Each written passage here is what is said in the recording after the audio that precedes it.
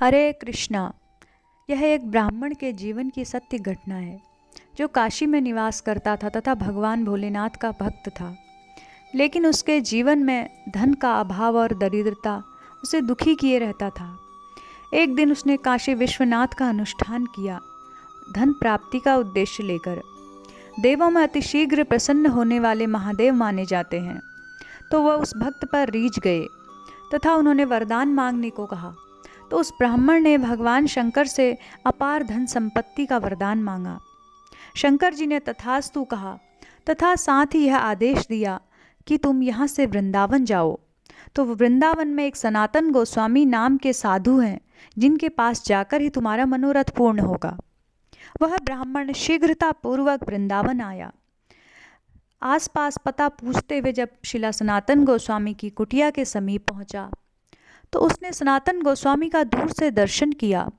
वह आश्चर्य में पड़ गया। उसे संशय हो आया, क्या भगवान शंकर भी झूठ बोलते हैं? उन्होंने मुझे एक ऐसे ब्राह्मण के पास भेजा है जिसके पास स्वयं तन ढकने के लिए वस्त्र नहीं है और एक करुआ साथ में रखा हुआ है। भला ये मुझे कैसे धनवान बना सकता है? लेकिन फिर भी वह उनके चरणों में जाके प्रणाम करता है तथा समस्त वृत्तांत बताया। जब सनातन गोस्वामी ने ऐसी बात सुनी तो उन्होंने इसे भगवान शंकर का आदेश समझा।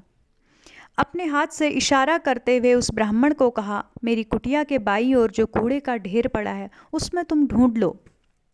जब वह ब्राह्मण उस कूड़े के पास पहुंचा, उसने उलट पलट कर ढूंढा तो उसके हर्ष की सीमा नहीं रही। वहां एक चमकती हुई मणि दिखाई दी।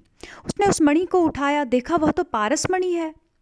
संदेह मिटाने के लिए उसने एक लोहे का स्पर्श किया, वह तुरंत सोना बन गया। अब तो उसके खुशी की सीमा नहीं रही। वह उनके चरणों में प्रणाम करके शीघ्र काशी की तरफ चल पड़ा। लेकिन कुछ समय बाद फिर वह वापस आया। आखिर था तो वह ब्राह्मण। उसके मन में यह प्रश्न उठा कि भला साधु के पास ऐसा कौन सी चीज है जिसके कारण उन्होंने पारसमणि को कूड़े में डाला हुआ है। अपना संदेह मिटाने के लिए वह वापस सनातन गोस्वामी के चरणों में आया। सनातन गोस्वामी के चरणों में उस पारसमणि को रखते हुए वह रोने लगा।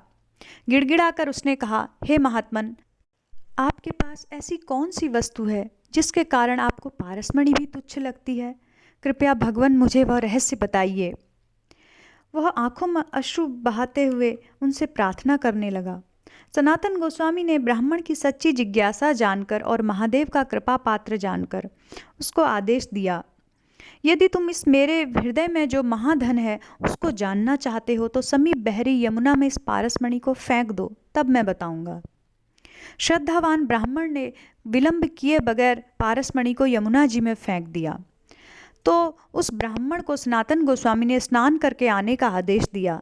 जब वो उनके चरणों में उपस्थित हुआ तो शिला सनातन गोस्वामी ने उसके कान में कृष्ण नाम मंत्र सुना दिया। सनातन गोस्वामी ने कहा कि हे ब्राह्मण, मेरे हृदय में यह नाम रूपी मंत्र का ही महाधन है जिसके कारण मुझे अन्य सब कुछ तुच्छ लगता है। ऐसा नाम रूपी धन पाकर वह ब्राह्मण कृतकृत्य हो गया।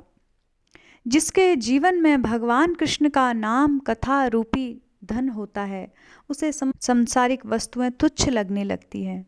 जिसके लिए श्रीमद् भगवद गीता यथारूप के दूसरे अध्याय में भगवान कहते हैं, रसवर्जम रसोऽप्यस्य परम दृष्ट्वा निवर्तते। अर्थात उत्तम रस का अनुभव होने पर मनुष्य स्वतः ही ऐसी जो छोटी वस्तुएं हैं, भौतिक वस्तुएं हैं, उनके प्रति अरुचि उत्पन्न कर लेता है। हरे कृष्णा।